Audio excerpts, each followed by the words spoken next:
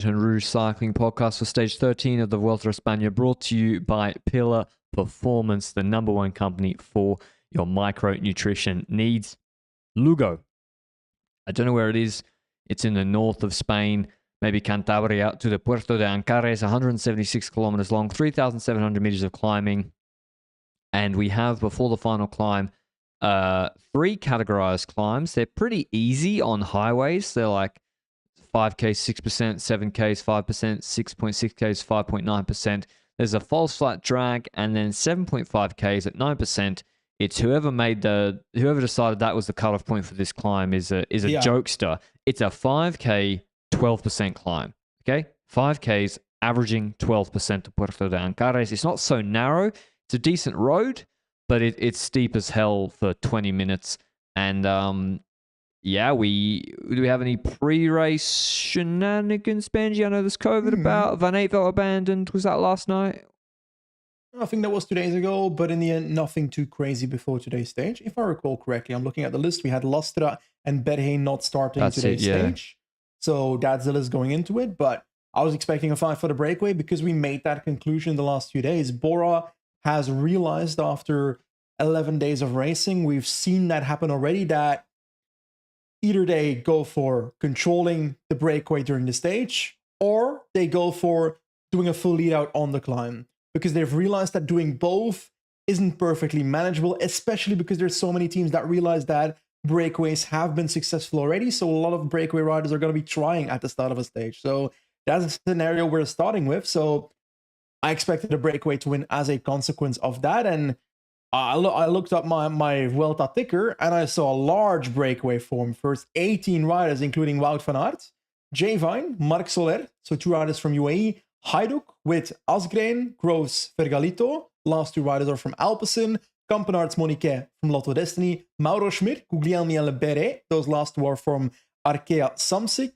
Enzo Leins and Julius van den Berg of DSM, Ruben Fernandez of Cofidis, Nicolas Vinokourov, son of at Astana, Jose Felix Parra, the closest in GC, I think, from Equipo Ken Pharma, and Javier Isasa, 18th rider in that early breakaway. But we see a chasing group following not too late afterwards. And I didn't see the broadcast at this time because I'm pretty sure there was no broadcast of the second group being created. But if I had to imagine what happened, I'm going into the fantasy mind right now. Israel was not in the first breakaway. They realized, damn, we're not in the first breakaway. We got to get in there. So Turns, Sheehan, Woods go into a chasing group together with Allman, McNulty, Leemreize, Biscara, and Boo. So quick resolution for Israel, who almost missed the breakaway again today. Yeah, like the problem is not Woods' level in this race at all. Woods has got a great level. The problem is him making the break in the first place. And we saw he won his maybe biggest race ever on Puy de Dôme. He won a Tour de France stage last year, which is it was about the really steep parts, 15 to 20 minutes on Puy de Dôme, where he reeled in Jorgensen, and he's just got to get in the break. He's not aerodynamic at all. He's skinny on the flat. He doesn't have the power of the rouleurs. And as Benji said, like, this start's not easy. It's rolling. It's actually a great start for the likes of Van Aert and Kampenaerts. I was surprised to see Groves in there, Benji. I don't know, as we didn't see cover, I don't know whether Van Aert jumped first and Groves followed, or Groves jumped and Van Aert followed. There is an intermediate sprint after a climb, before the hard climbs though. Yep. I think Groves, I don't know if he's still going for the green jersey, Benji. It's kind of points-wise, I would say it's gone, except if Van Aert abandons the race, he can win. But I don't see how he can make up the necessary points at all on Van Aert. Well, for him to be present in this breakaway to begin with is at least an opportunity to have a chance, I guess. And if it's not beating Wout van Aert, it's securing second, just in case something happens with Wout van Aert. It's not impossible. We've seen it happen before in previous Grand Tours, that the leader in a jersey, a green jersey, drops out or doesn't make the time cut. That last part probably won't happen to Wout van Aert though, but who knows? He could get ill. Let's hope not, to be clear. I hope I didn't just jinx it. But I'm okay with him going in this breakaway, because otherwise, what else is he going to be doing on these, climbing stages? Anyway, you're right.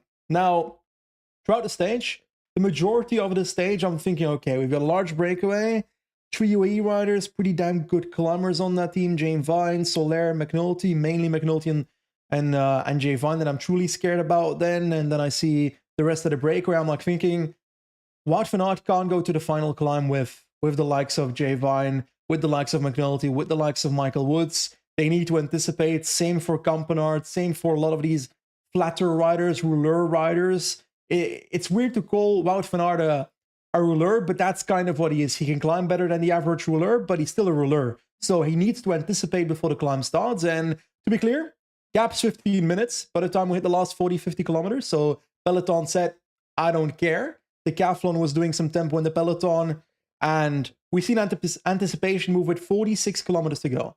46k to go. Kampenaerts comes to the front, does a little vroom vroom, together with Van Aert, Schmidt, and Lebede. 4 riders off the front, and the gap kind of grows to 15 seconds, but there's 3 OE riders behind that. So that's going to be closed eventually, whether it's on the climb, etc. But it is pretty valuable, I guess. You say it's already secured for Wout van Aert, but just in case he wanted to drop Groves before the IS, he did it by this move in the first place, because Groves was dropped even from Group 2. Now, go ahead. Well, this was the first weirdness we saw from UAE because it wasn't them chasing on the flat. Yeah. On the flat. It was Groves riding all out. I don't know whether it was for his green jersey or to help Vergalito. I think Vergalito. Either or. It was DSM helping imaginary Max Poole. And it was not UAE. McNulty a little bit, Vine a little bit, Soler not at all on the flat. And then they get to this rolling climb. It's not a hard climb. It's, I think, 4Ks at 4.5%. And Soler, the gap went to 40 seconds, 45 seconds. And I was like, if Groves pulls off and UAE don't begin to relay, this could go out to 1.5 minutes, 2 minutes. Because also, who's going to want to pull with Woods? And Schmidt is in really good shape. That doesn't happen because Soler absolutely whacks it on this shallow climb and basically closed the gap shut. But the process of doing that drops 3/4 of the group. It's literally now Woods isolated because Turns is dropped. Arkea gone. It's Vine, McNulty, and Soler. Schmidt is caught with Kampenaerts. And Sam Omen's actually doing really well. Sam Omen was there. And maybe Case Lameriser was there. Luke will obviously know whether he was able to follow. So the group is completely thinned down at this point. Asgreen, I think, returns a little bit later, but Groves is gone. So Van Aert can basically, again, I don't think they showed the intermediate sprint. Van Aert walks across the intermediate sprint line, takes maximum points. Happy days for him. But we're still have a theory. Well, not a theory. We still have a problem. We have Mike Woods in this group. We have 3 UAE riders in this group, and have pretty interesting situation with riders like Van Aert and Schmidt, who do not want to go to the base of Ancares with those riders. But before we get to what UAE should or should not have done in the breakaway, a word on our episode partner today, Pillar Performance. They're a sports micronutrition company. And for those new to the show or just tuning in for this Vuelta, I've been taking Pillar Triple Magnesium for a while. Many anatomical processes and functions require magnesium, especially within your neuromuscular system, a system which is so crucial to athletic outcomes. Particularly when training loads are high, you lose magnesium in your sweat and your magnesium levels can be depleted. So although everyone does need magnesium, even not necessarily high-level athletes, someone cycling several times a week, particularly in the heat of summer, has a far higher need for supplementation. Pillar Triple Magnesium contains a high dose of magnesium glycinate. This is magnesium bound to glycine and works synergistically alongside neurotransmitters to promote calm and improve sleep. It's also a highly bioavailable form of magnesium, which would explain why my sleep patterns, since I've been loading up on magnesium, I'm sleeping much, much better than before. So if you would like to try, even though Toby tries to interrupt me, he's terrible, man. He jumps down the night when he gets too hot, and then he pretends he can't see in the dark and pretends he can't jump back on the bed, and then goes tap, tap, tap like a tap dancer. So I've been able to sleep through that. So that proves that my sleep has improved and how deep I'm sleeping. If you'd like to try Pillar today, head to Pillar. Yeah? Maybe the solution is feeding Toby magnesium. I don't know if dogs can eat magnesium. I don't know either. Let's not do this at home. Maybe I could just lock him out. It would be the start. That's probably an easier solution, I would say. But if you would like to try Pillar today, head to pillarperformance.shop, or for North American listeners, head to thefeed.com/pillar and enter code ROUGE, all capitals ROUGE, for 15% off first-time purchases. That's ROUGE for 15% off all-time purchases. I can really recommend Pillar's triple magnesium product, so try it out today. UAE Benji begin to roll Woods in the breakaway. Soler attacks, McNulty attacks, Vine attacks. Comms were perplexed by it. To me, it makes perfect sense. Like, I wouldn't want to go to the base of this climb with Woods. He's isolated. Yeah. Yeah, I think so too. And it's not just Woods, but it's also, to be honest, from the second that this Wout van Aert anticipation move was being crawled back, so we're still not at the Puerto de Lumeras at this point. Puerto de Lumera, by the way, have we mentioned that up to this point during this race, Wout van Aert has sneakily tried to get K1 points during the stage? He was, I think, tied for the lead before the stage started, together with Adam Yates. I'm not 100% sure about that, but he was virtually in the lead by the time we hit Puerto de Lumeras. And I was thinking, okay, he doesn't just want the green jersey, he also wants the KOM jersey, which that will take away from his chance of winning a stage, of course. If you spend energy to go for KOM, you're more likely to lose a stage at the end because you're spending more energy than the riders like Woods, who are not really going for those points to begin with. With that being said, Van Aert looked really good during this stage, and I don't want to start that discussion. I'm just saying, subjectively, I'm really enjoying Wout van Aert doing whatever he wants in this race, whether it's going for versatile sprint stages, whether it's going in these breakaways, etc. I don't know, it makes me feel happy seeing him. It's like seeing a happy cat or dog playing in the garden. No? I guess, yeah, he's having fun. He's racing, he's chasing moves, he's getting in breakaways, he's getting to do his thing.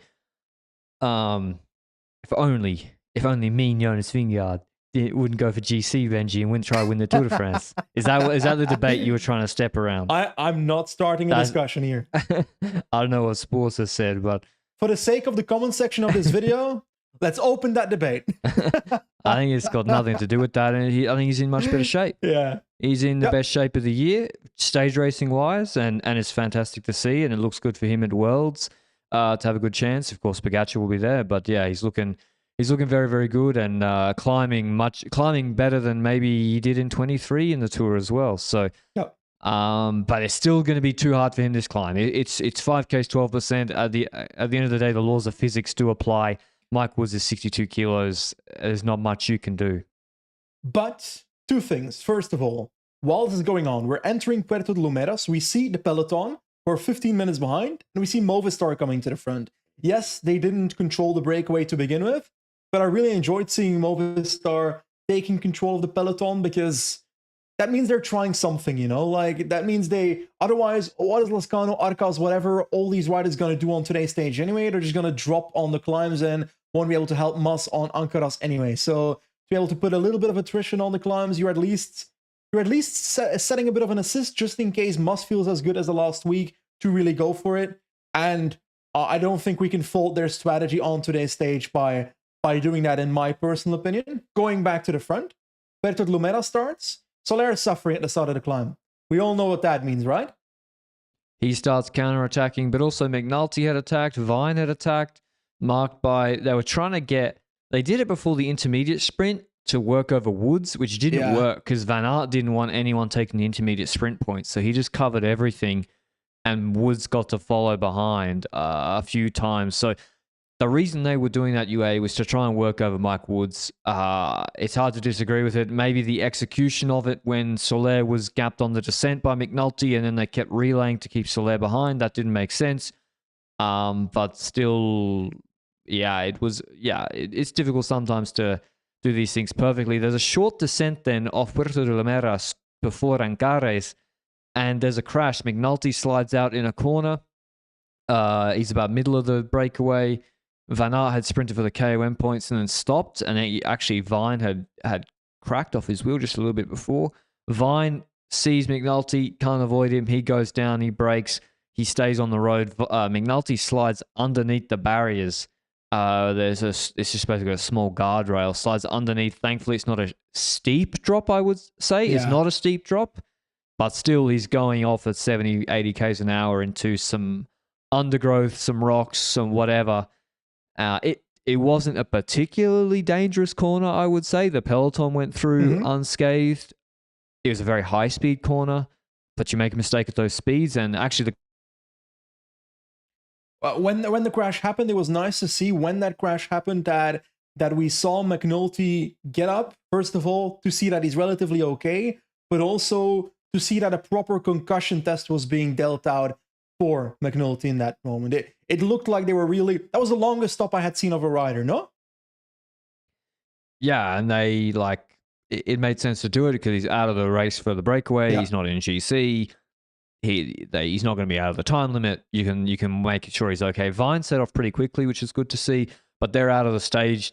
UAE have all of a sudden gone from 3 to 1. Their weakest climbers now in the breakaway, and from maybe being the stage favorites, they can't really win the stage anymore. Yeah. But yeah, it just goes to show how quickly things can change, and thankfully both of them seem to be okay. But we'll see. We'll monitor the reports later. Basically, no attacks happen. I think Schmidt maybe attacked once. Woods covers him. No one else tries to anticipate. It's Sam Omen, Mauro Schmidt, Wout van Aert, Marc Soler, and yeah. This is probably the best Sam Omen I've seen in a very long time. Yeah, for sure.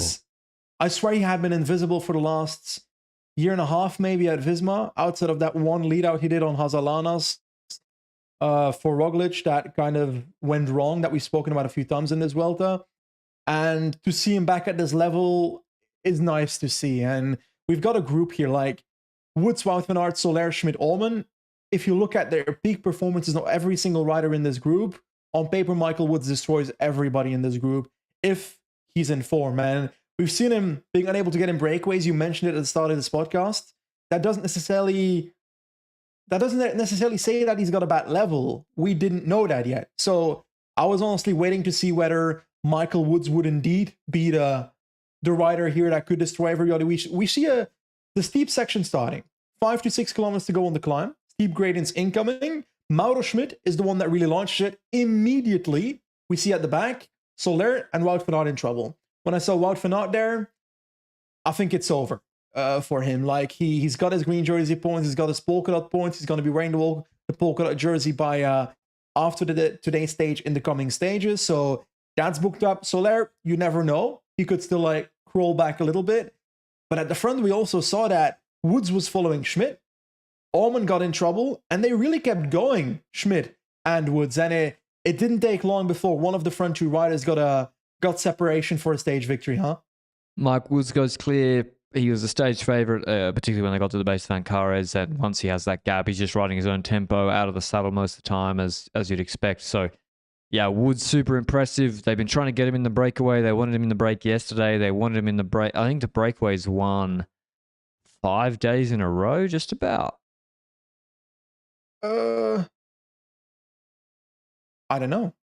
Yeah, the breakaway's won since stage 9, 10, 11, 12, 13. This is the 5th day in a row the breakaway's won. And they get it right on the perfect finish for him. And Schmidt was very strong, but Woods wins in the Maple Leaf jersey. And tomorrow is a breakaway stage for sure.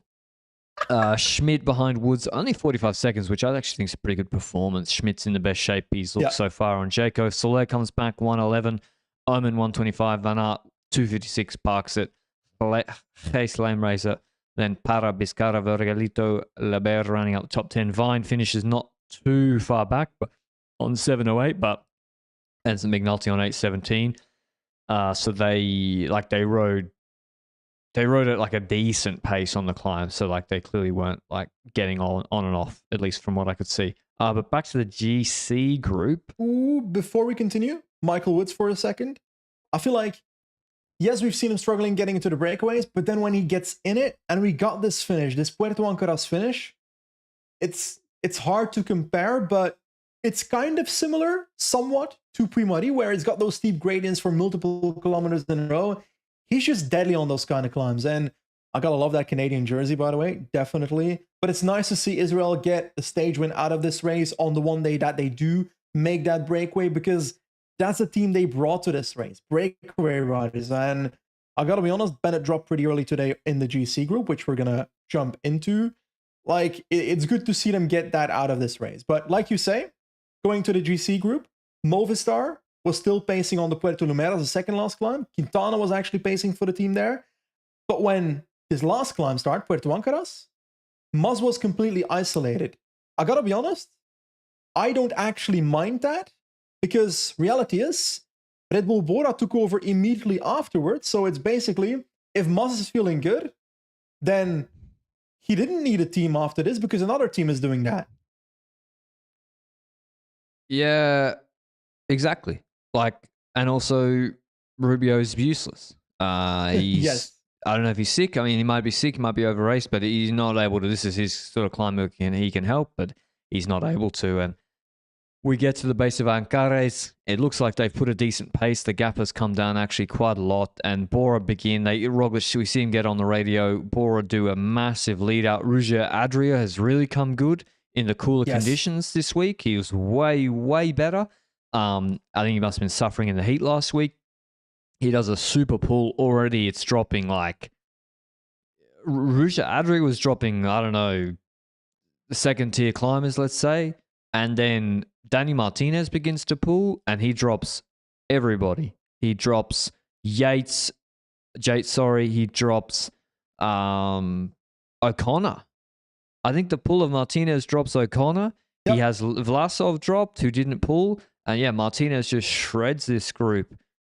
His best pull of the race so far. Lipovic is dangling off the back. Rodriguez, Carlos in the white jersey, he's also on a gap. And pretty much it's just Mas, Kuss, Martinez, and Roglic. And at this point, Benji, this is like the first K of Ancares. It's not looking good for O'Connor. Yeah, it's not looking good for O'Connor either, but we do see that Felix Gall is waiting on him at this point on the climb. We'll keep that discussion for later. The whole should Gall wait, should Gall not wait situation. But at the moment, early on the climb, Gall is waiting on O'Connor to pace O'Connor as much as possible and help him out.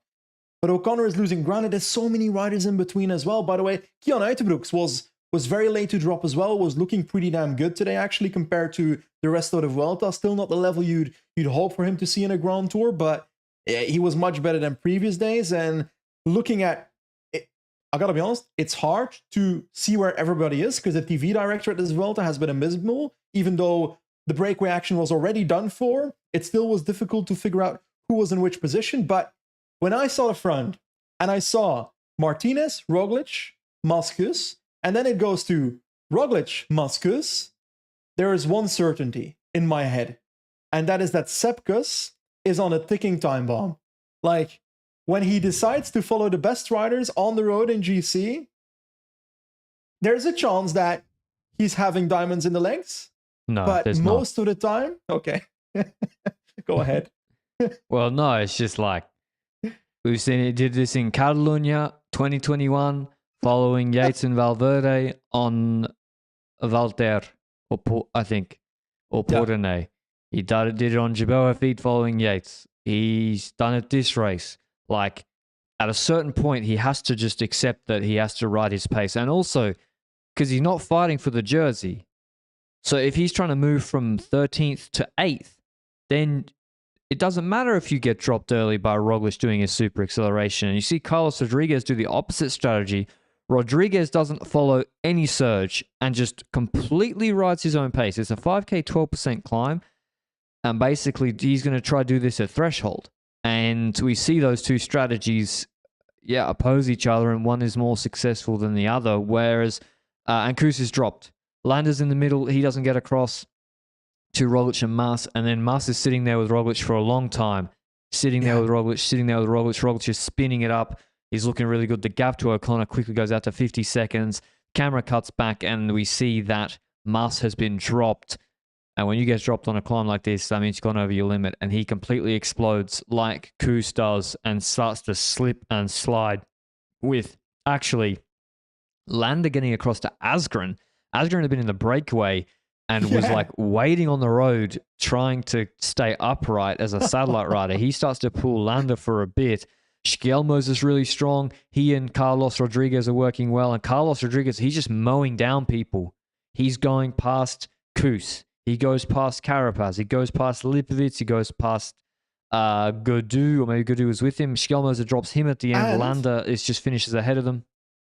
Like you're saying, Rodriguez is passing rider by rider, but then also the riders that he is passing are also passing riders. So that makes what Carlos Rodriguez is doing even more impressive, because he was one of the earlier riders that I was like, okay, he's dropping a bit early, but that's because he kept his own tempo. He made sure to not explode early on the climb. He kept his tempo. He knew that others would explode that tried to follow that follow too closely to the sun, which is, let's be honest, what Enric Mas was doing. But can you blame Enric Mas for trying to follow Roglic because he was in a position to potentially win this Vuelta before the stage started? No. How can you blame it? Like, people are like, why Movistar pace? It's like, what do you want them to do? He's come, how many times he come second in this race? Four times? Maybe 3 times. 3 times. 3 times he's come second in the Vuelta. Like, you know, he's got to try to win. So they got to try to win at some point. And on a 20-minute steep climb on Sunday, he dropped Roglic, put a minute into him. Now, much harder stage, raced harder, hotter conditions. Today, I don't think it was the best that the stage was so easy all day, especially with Roglic's back flare-ups. I probably would have not just ridden 20 minutes behind the breakaway. That being said, Roglic does a super performance here. I think maybe his best performance of the year, just about. Looking at the provisional climbing time and the gaps to everybody and how early he went, he really, really was a top performance. I think this might be the second time in Primož Roglic's... No, that's not true. The second time in maybe 3 years that I've seen Primož Roglic go that early on a climb. Next to Covadonga. But before that, you could argue that... Angliru. Well, could you argue?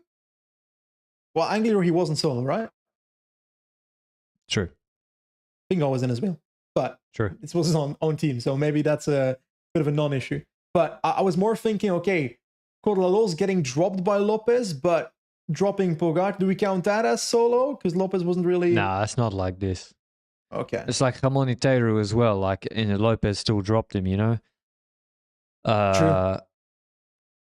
The beauty of this race has been that because O'Connor has such a big lead, it's forced Primož Roglic to race in a different way to how he's been racing in the past. He's not just been able to go in the last kilometer and surge. He's not just sniped up bonus seconds. He's had to be really aggressive, and it's made the race a lot more exciting. And he delivered today. He put a big hold on the Vuelta and gapped all of his Grand Tour rivals by over 30 seconds, which is, on a 20-minute climb, that is a huge margin.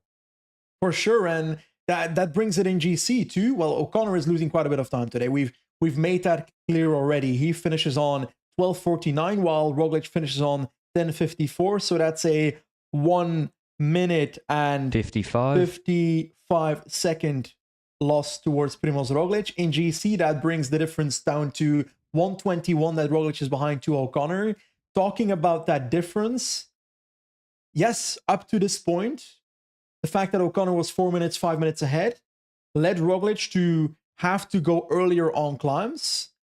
But after today, he's got a comfortable lead on Mas, Carapaz, etc., on whom he has the virtual extended lead.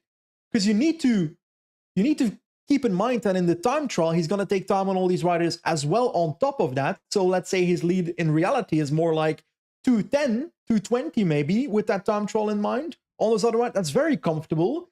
And he's comfortably close to O'Connor. Is it bad for the race that Roglic has such a hold on the race after today? I mean, Roglic is in the driver's seat. What, 1:21? You got the TT's a minute, right? Yeah. And then 2 minutes, 2:20 I've got. He can just take bonus seconds now.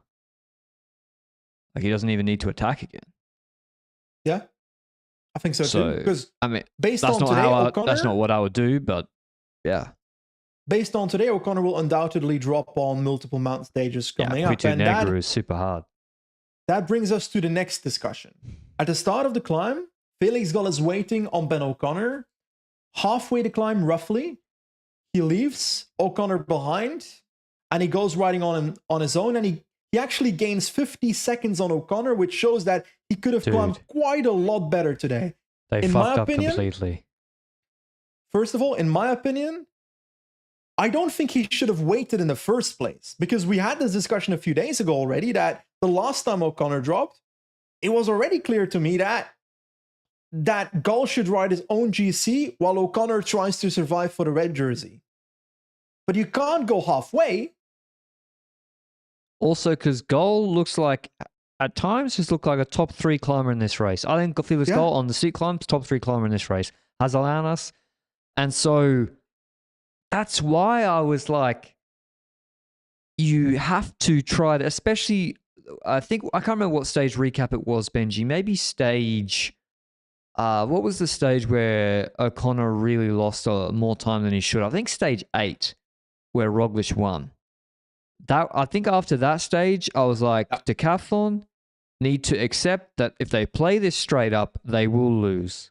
Like with the hard climbs, they will lose. Roglic will bleed O'Connor. But Gall is climbing so well that he can be an anchor. He can be a threat in GC. He can be a threat in stage 20. He can get ahead of Lipovic in GC, which creates much bigger problems for Bora. Gall should be, and so they didn't do that. So you go into today's stage with Anankares and you say, okay, one of two things. Ben, if you drop in the first 3Ks of Ancares, Felix is not waiting. You ride your own pace. If you drop like in the last 1,500 meters, Felix will wait because you're doing so well that it does matter that they keep 5-10 seconds. The halfway is the worst. Where like, we wait. Oh shit, he's losing so much time. Oh, Felix, ride your own race. That's just the worst of both. Now O'Connor doesn't get help for half the climb. Gall loses what? Matt, Gall could have been with fucking, who knows where he could have finished. Ahead of Landa today. Probably. Like, he could have passed Mas as well, like these other riders on the road. Like, he finished 10 seconds behind Mas on the road, who was at the front of the race for half the climb. Like, yeah. In my personal opinion, Mas could have finished with Rodriguez as the 4th, 5th rider from GC on the road. And him waiting today costs him because it's not like he's a godlike time trialist for the last day either. So he needs time on even riders like Carlos Rodriguez, etc. Because his TT is going to be worse than those riders. So he needs to take that time on the climb. So I hope that from this point onwards, it's pretty clear that Gall shouldn't be waiting on any GC climb. He's 140 off the podium after today. Yeah. Say that's another 30 seconds, whatever. Then you got Quito Negru, where O'Connor rides his own pace. O'Connor did a really good job of that today. And then Gall can also play. And then, okay, let's say Ben loses the red jersey and gets dropped again on Quito Negru. He's not going to go into 10th, is he? He's going to still be around probably second on GC. And if you could move Gall up to 4th, to 3rd, to 4th or 3rd, and you have O'Connor there ahead of Lipovic, then you can really create problems for Bora because the week 3 mountains are easier in terms of gradient, and stage 20 is a brutal stage. So, yeah, I think this was the Kelderman-Hindley thing again, Benji, where, I don't know, this was worse actually. But still,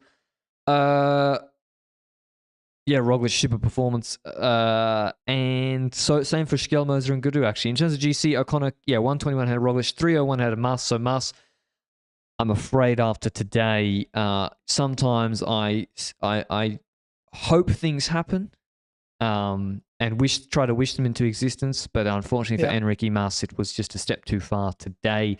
He's on 301 now, 140 off Roglic. And I dare say he will switch his attention to defending 3rd. Carapaz is on 313, 12 seconds behind him. Landa 320, that's really close. Carlos 412, Lipovic 429, Gall 442, Gudu 444, Yates slides down to 10th, 517. Schkelmoser is going to probably finish in the top 10, I would say. Bennett loses 2 spots. And Sivakov, and there's still guys fighting for top 10. When you look at GC, to be honest.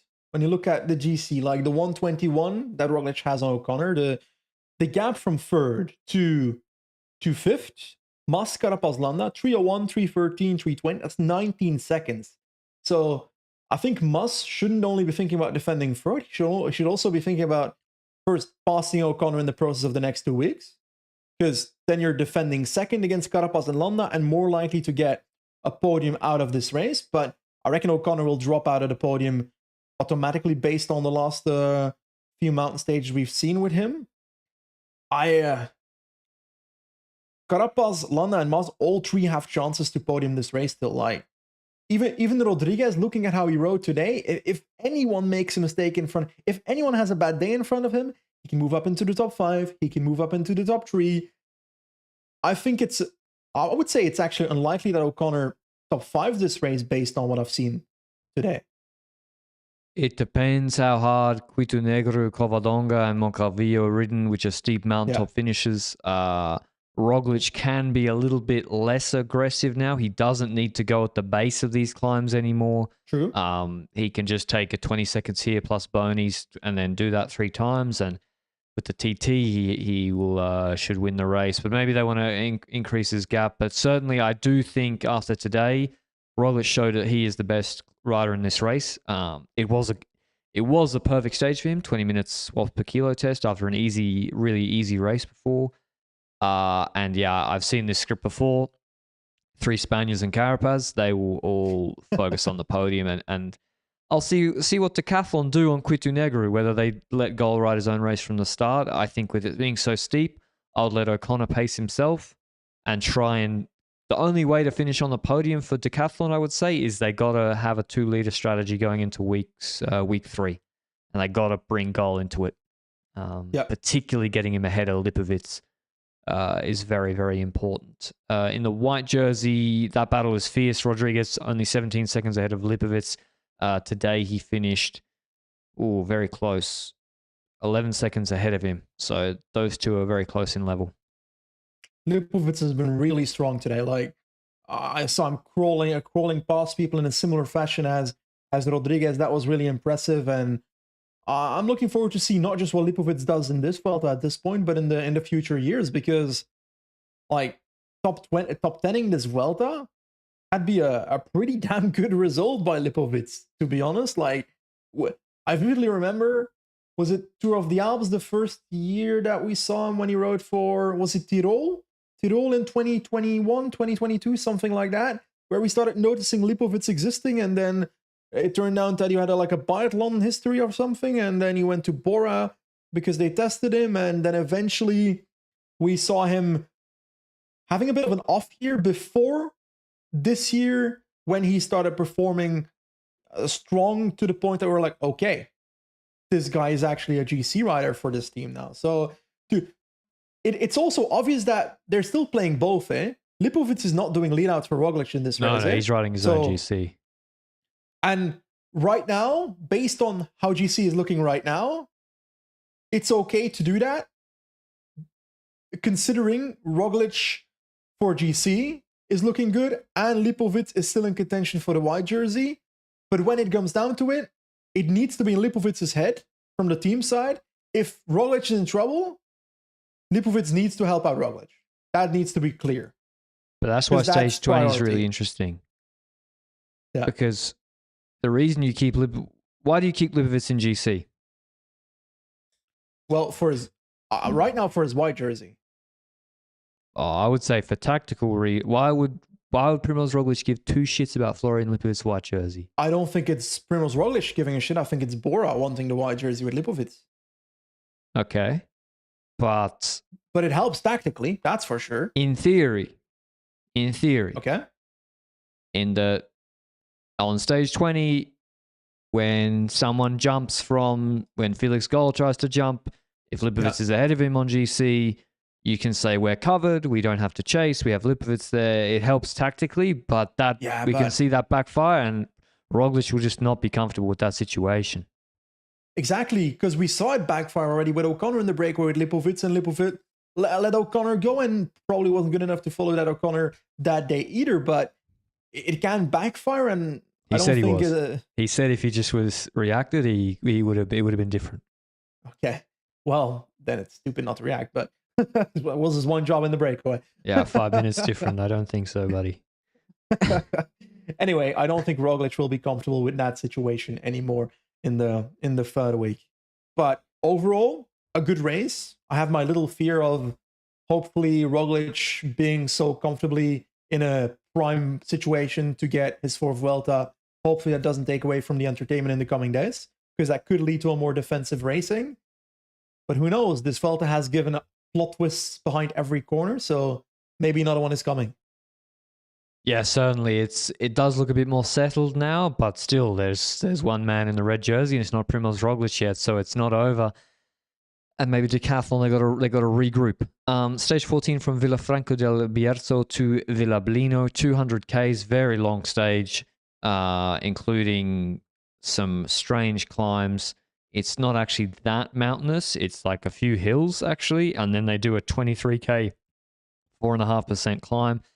There's an intermediate sprint before it, then a short-ish descent, or maybe 12Ks, 13K descent, and then a flat finish in Villablino. This is breakaway nailed on, absolutely. I don't see why any team... I mean, should Van Aert get in the break, Benji, or yes, go for it from the GC group? No, from the breakaway. It could be a sprint. 22? Sorry, but there's going to be so many teams trying to get in the breakaway on this stage. 22.8 kilometers, 4.5%. Gotta be honest, if you look at a 23-kilometer climb, Wout van Aert doesn't exactly come into mind. But when you think about the gradients, 4.4 disc, and it's like so steady, eh? Every kilometer is between 3 and 5%. It's a highway, yeah. If any 22.8 kilometer fits Wout van Aert, it's probably this one. So I'm gonna say Wout van Aert wins from the breakaway tomorrow, because he's gonna need to get first on top to get the KOM points on that climb, on the first cut climb. So Wout van Aert wins. Looks good for your boy Pablo Castrillo again. A really good climb for him to try again. It's similar to the one he won on. Max Poole will be trying.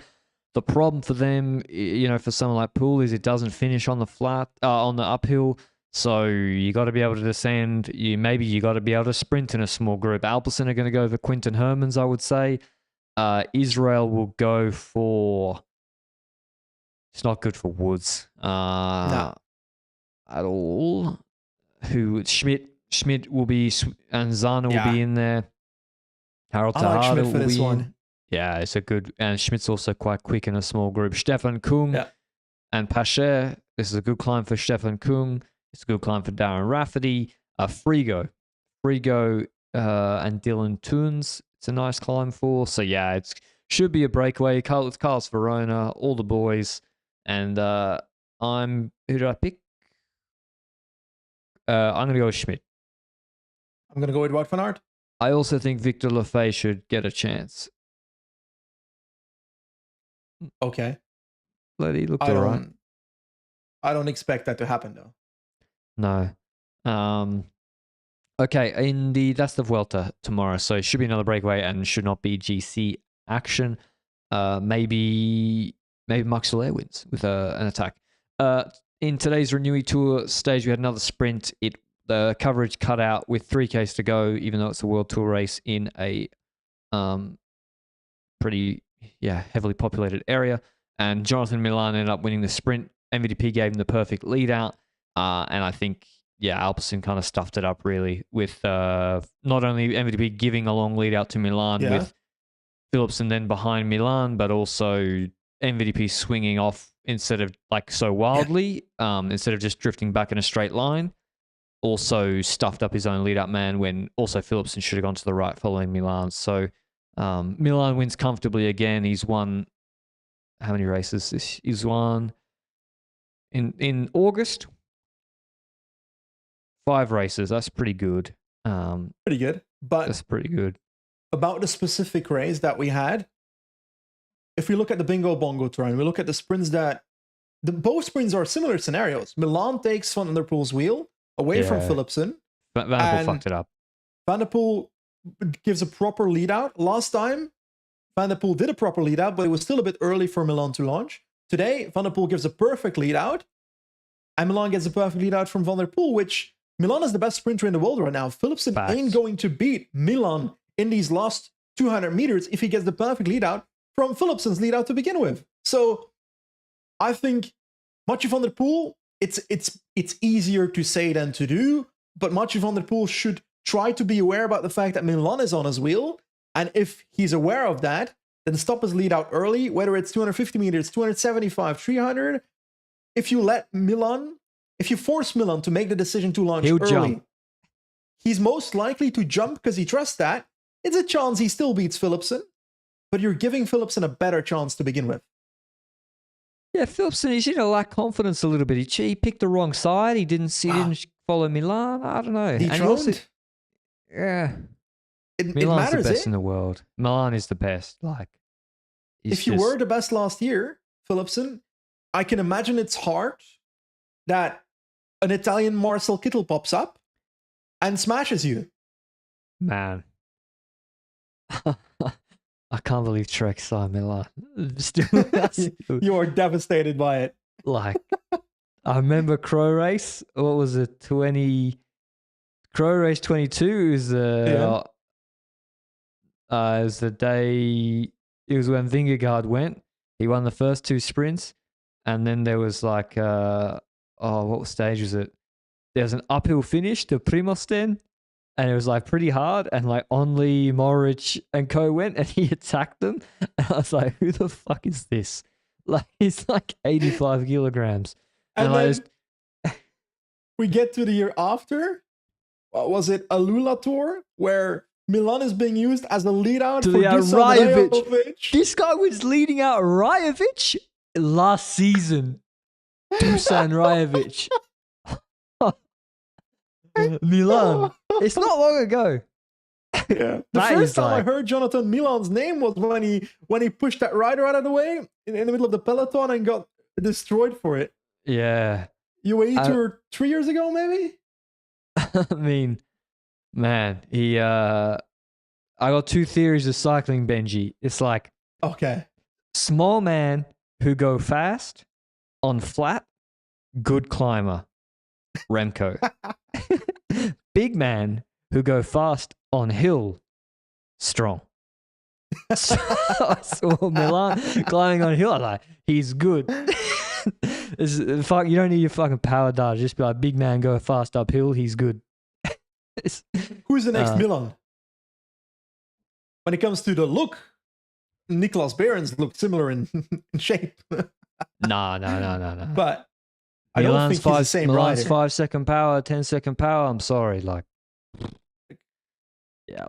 Milan unbeatable right now. Yeah, he was focusing at Bahrain and doing track stuff, and now he's focused more on the road. At Trek, it's crazy because he doesn't even get the best lead out half the time. Honestly, today he did. Trek lead out. Today he did. Today he did. But what a signing for Trek! A half Italian team. They would be so happy with Milan, and he keeps winning. Tomorrow's stage in the an Echo Tour is from Bingo Bongo Tour, buddy. Is from Osberg to Alter. This is in the Netherlands, I think. Luke, correct me if I'm wrong. Get the fuck out of here. That's called the Bingo Bongo Benelux Tour. Alter is near Ghent in Belgium, my friend. Come on. Osberg is in Netherlands. Me. Yeah, exactly. Also, today's stage past my parents' house. I didn't know that. When does it go to Luxembourg? It doesn't. It doesn't. They're just feeding. They're feeding off the cycling interest in Belgium and the Netherlands. Yeah, well, it's a sprint tomorrow, most likely. Leeches. No, I like having a Belgian-Netherlands stage race. Milan's out of GC because he didn't. His TT was horrendous, so it's going to be really interesting for GC. But yeah, I think we'll probably have to wait for Sunday for that. Any other news around the traps, Benji? You watched the mountain bike junior world champs, XCO? No, but I am looking forward to tomorrow's, I think, Paralympic C4, because Archie Atkinson's UK, friend of the podcast. He's Good luck, Archie. He's gonna try and get the gold medal there, and I reckon he's gonna cook. I can feel it. Nice. Speaking of Trek and talent, I should mention, if we're speaking about Milan, Albert Philipsen did win the XCO World Championships. Just literally like 2 kilometers over there. I can actually see where they raced it. So I don't know whether he's going to continue doing mountain bike. I think he probably will. I think that was Machin said. He said he had a little whinge like me, Benji. He said, like I just did about Milan, he had a whinge about Philipsen.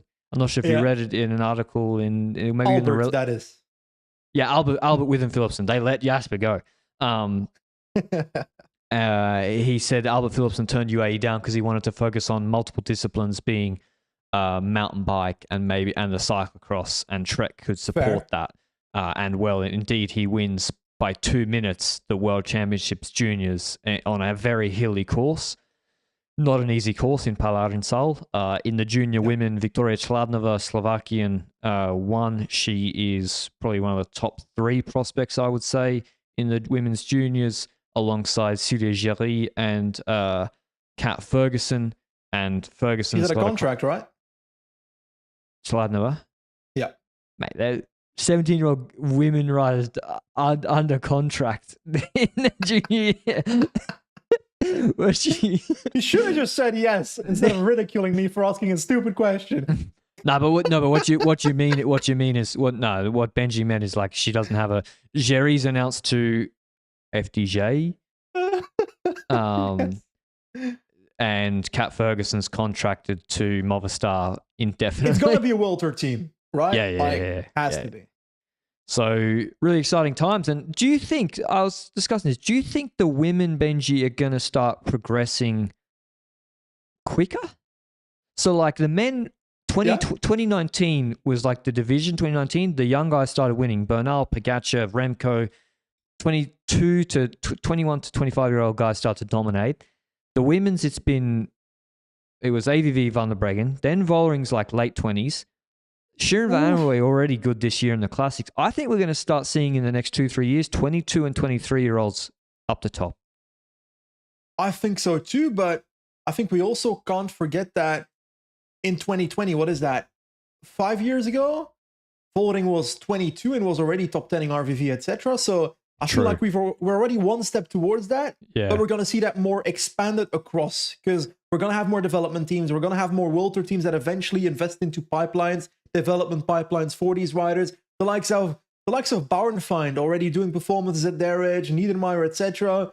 Those are the kind of things we're going to see more and more across the board, I reckon. But it's also, I think it hasn't slipped through to junior level fully. We've seen the likes of Kat Ferguson and so forth going to World Tour teams immediately, which she probably deserves that. Let's be honest about it. They probably deserve that based on their performance. But it also displays to me that we're in this weird moment where you've got World Tour teams, Conti teams, pro teams will be a thing in the future. So everything has to innovate fast in women's cycling, to the point that probably that's going to result in maybe a rider that goes too early from junior towards World Tour, because there might not be that development team that really they fit in early on. So I don't know.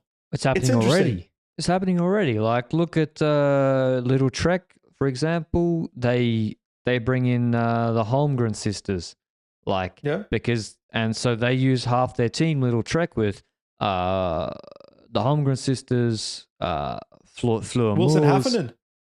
Felicity Wilson Haffenden. They use them essentially half the team as a U23 team, because there's no U23 team. Visma Lisa Bike, they do exactly the same thing, because they don't have a U23 team, where they have half the team is 23 or younger, and 6 of the riders are U23 eligible. So could Maud Olderman have benefited instead of going straight to World Tour, which she's been in for, this is her second season, 2 years of U23. The problem is there's no real U23 calendar. So essentially they do, like if you look at Ninka Van Hoven, or pick a U23 rider, they go do these 2.2 races or the 1.1s. And so they essentially, a lot of these teams use the minor races as U23 races for their development, but they're World Tour riders. So that might change. But we're seeing that bifurcation in squads. Oh, yeah? Well, it's not really breaking news because it's a rumor. This better be good. But I'm looking at Het Belang van Limburg, newspaper in Belgium, which, if you don't know, Limburg is a province on the right top of Belgium. The people there are often ridiculed for talking slowly, but I don't do that because I'm a good Flemish person that doesn't discriminate. No, that's completely unrelated to the right-wing party Vlaams Belang, my friend. You said Het Belang. What does Belang mean? Het Belang is like, I don't even fucking know. But Belang? Important. Belangrijk. Important. Important shit from Limburg is the name. Okay, important shit from Limburg. What a newspaper. There's an article. Relations between top talent Widar and Lotto Destiny are showing cracks. We had some... Widar had some words about the fact that Lotto was over-racing him in the last few months, is what I noticed. And apparently Bora is now front runner to sign him, which I was, to my knowledge, he was signing for Lotto. Which, if that is the case, then, it's a rumor, eh? It's a rumor, but also it's a rumor, but he also publicly criticized the team. That's not a rumor. He did that a week ago. Fact. He's got a pro contract 26, 27. You know, for Bora, let's say he's on 300K a year. It's a lot of money, but also not a lot of money. 600K buyout. It's worth the gamble for the potential top talent that you sign in the first place. I don't Instead like of signing another Bistrom or something. I don't like it, but... What don't you like? I got no tolerance for this. For what? Like Lotto developed him this... Or did they... I mean, that's the thing. Did Lotto develop Jano Widar, Benji? Or did Jano Widar develop Jano Widar because he was already this good in the juniors? Like, what does he owe Lotto? It's his first year at Lotto, right? And he was performing immediately he won Ronde van Limburg national race, second race day. Like, so by the way, that brings us to the discussion that we had off camera a few days ago. I think there's a UCI rule now. Luke had looked it up and I forgot it completely already because apparently UCI rules go out of my mind immediately. World Tour teams that sign a talent from a development team apparently have to pay a development team X amount of money, which is not a lot of money because I think in women's cycling it's like 250 euros per year or something, which I'm sorry, but that's fucking ridiculously low. In men's cycling, if I had to guess, Luke will probably correct me, it's about 1,000 per year. This is per year, to be clear. If somebody signs Jarno Widar now, should the money go to Lotto Destiny development team or to the actual club team that developed him, Krabbe Toiture CC Chevigny Jr.? I'd argue the last one. But I think the rule is for the Devo Conti team, not for the club junior team. And also, that's not his most recent team. Teams are being discriminated against. Bruh, imagine you pay fucking 2,000 euros to get Widar come over. But that's not the reality. The reality is if he has a contract, that's if he didn't have a contract in the pro team. He has a pro team contract for 2 years, a Neo Pro contract with Lotto Destiny 26, 27, and maybe like in 25 he's supposed to stay on the Devo team. I don't know, man. I don't see what Lotto have done wrong, Benji. Like, I gotta trust here Lotto Destiny's track record in Belgian talent development. Lambrecht, Van Gils, De Lee. They got a pretty good track record with it. Okay. I got over-raced in Tour de l'Avenir. Yeah, but he was the strongest on the first mountain stage and then came third on the second mountain stage where he was the second strongest. Like, he wasn't completely forming the toilet. Okay, should he have done a couple of other races? Maybe not. Is it the end of the world that he didn't win l'Avenir as a first year 23? Is that really the end of the world? Like, it's a pretty... Okay, maybe, Lotto over-raced him, but I think it's a poor reflection to if you're willing... it's a rumor, it's just a rumor. But let's pretend it's a fact for 10 minutes. If he's willing to flick Lotto over this, then if I was them, I'd say good riddance. Don't want you in our culture anyway. Fair. Who knows what the actual situation is behind the scenes? Maybe they're just happy family and... But also they can't do that. Shit from Limburg website. Could be wrong. I can say that from my high horse over here, but in reality, what are they going to do? Let the next Belgian big GC prospect walk from their Devo team? How do you explain that to your sponsors? So it's actually a very complicated situation if the rumor is true. But we'll see. The transfer market, I think, it's got a little bit of play left in it, Benji. I think we haven't hit the big names yet, which he's one of. I don't think so either. Which team is merging by the end of the year?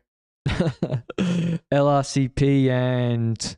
When is one cycling being figured out? That's gone quiet, hasn't it? That's gone very quiet. Yeah, I think we're gonna have a lot of stuff to work through in October, Benji. I think there's gonna be a lot of movement with the transfers, and it's becoming the norm with these contract breakages. So whoever it is, so okay. That's all from us. We'll monitor that situation. Benji's got his ear to the ground in Limburg. He's driving over there now to get to report on the ground, and he's like, someone Photoshop me. Like Channel 5. Benji's got random place. What is it, Channel 5? It's a YouTube channel. He's going to the Jana Widar fan club to see, hey, what's really the sentiment. All we need next, maybe you got to write it tonight, Benji. Jana Widar, the next Remco Evenepoel article. That's the next. That'll start coming out, and then we're away. Then the hype cycle's going. Thanks for listening. I heard as always. Widar and Evenepoel are starting their own team. Widar, Evenepoel, AJ August, and who else? Albert Philipsen, Teutenberg, Behrens. That's just a little trek. Jonathan Milan's like the father. He's like, come here. You will all be my lead out. You will start from kilometer zero. Next year, Pedersen should be the lead out for Milan at the Tour de France. Yeah. End of story. For sure. But we'll see. Thanks to Pillar Performance for sponsoring this episode. We'll see you at the recap of the Vuelta Stage 14 tomorrow. Until then, ciao.